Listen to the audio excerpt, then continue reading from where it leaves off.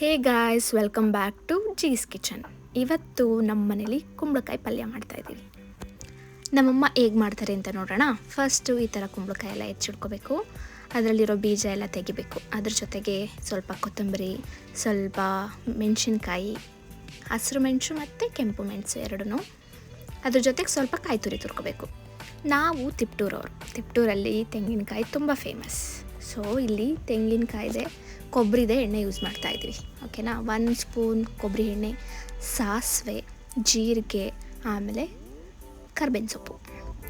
ಇದೆಲ್ಲ ಚಟಪಟ ಅಂತ ಆದಮೇಲೆ ಅದ್ರ ಜೊತೆಗೆ ಮೆಣಸಿನ್ಕಾಯಿ, ಕುಂಬಳಕಾಯಿ ಹಾಕಿ ಸ್ವಲ್ಪ ದಪ್ಪು ಹಾಕಿ ಮುಚ್ಚಿಡೋಣ.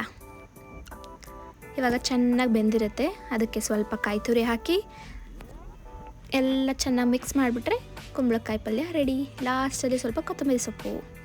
ಈ ಕುಂಬಳಕಾಯಿ ಪಲ್ಯನ ಅಕ್ಕಿ ರೊಟ್ಟಿ, ರಾಗಿ ರೊಟ್ಟಿ ಜೊತೆ ತಿಂದರೆ ಆಹಾ. ಸೊ ನೀವು ಒಂದ್ಸಲ ಮನೇಲಿ ಟ್ರೈ ಮಾಡಿ.